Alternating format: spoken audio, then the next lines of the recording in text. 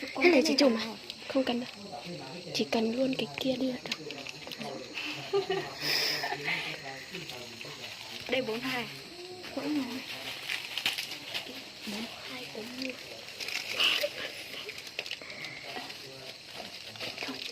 Thế này 166 mà đi nữa. 166 mà đi. Chị chủ ơi ta cơ.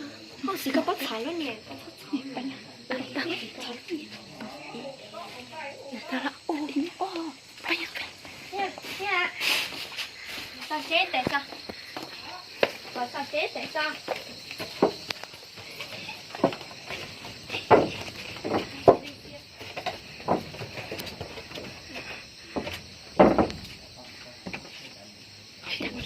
Chị đã.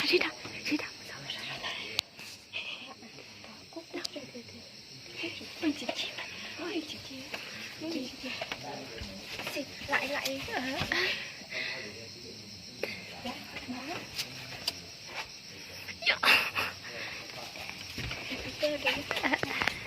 Happy birthday to you.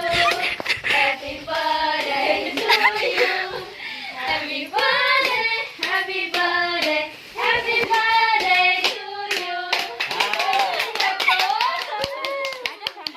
Thôi đi.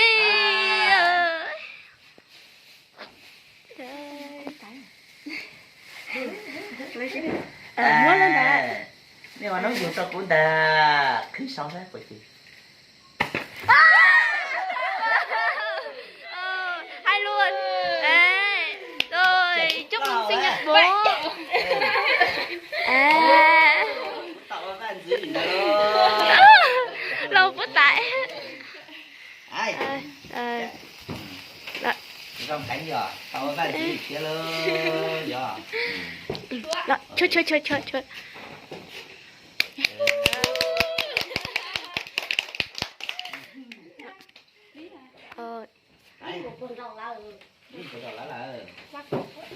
Đây không cần đâu. Đây có một cái rất là đấy. Thọ phải chú về. Thọ phải chú. Có hai cái cả có hai chú. Thì cháu mới đứt tiền không? Đứt tiền ba. Ủa chồng á, nè ủa nó vừa cho cũng ra vậy đó. Ủa đi cũng chỉ vô bỏ rồi nè. Thì chị nói như lạ. Dạ nên mà nè cô lu của chị cả. Chọn nó là tao ban gì hết lớn, tao có mà cho két.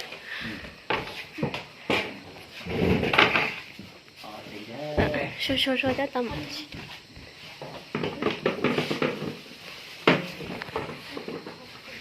Cho người ta vào.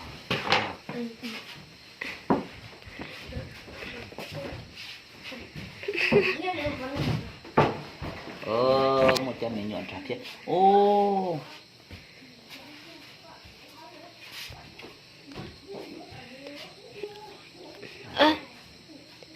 Thia đâu? Tiền này. Chị cho có cứ ít xong rồi là bé một cần tá có mua nhiều mua xe được bé cỡ cái gì bé chỉ mua ăn chỉ là con đứa nào bé ở luôn chỗ nào được con đi xong xe con luôn đối dữ Oli cả nè. chào con luôn bé Cho đến này cái mình sẽ đã này cô chỉ bao thế này nó gì được của thiên ai rồi chị cô sẽ chơi và cô lại ta sự cho đến này vừa là có không đi nữa này mẹ nói giọng lau tiền mấy bạn chậm nhiên xin cạnh nhé ôi người ta phải xem kỹ chứ. Với cầm cái quả đấy vô tôi sói dùng mắt điên lo hài rồi cái trận điên lo hài tình lo đôi không tôi chế là vô sói cho đi nó hả đó có nó to chị hả chị ơi còn lâu đâu đủ con cả thiệt cha nhưng dây thì cho mình cho nó con đi cho con rồi bây giờ tí xuống là gì ạ đây đâu chạy cái nếp này nó có cái nếp ở đây Nghĩa là ta mùa này thì gọi ít nó chơi nó tụi chứ. đây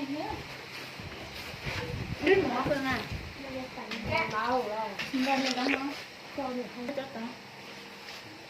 Kìa, người lớn trước. Ui, hai cái. Thả lúc đã bỏ ra không? Chọc rồi, tiếp tục qua đi vào tấn. Đó.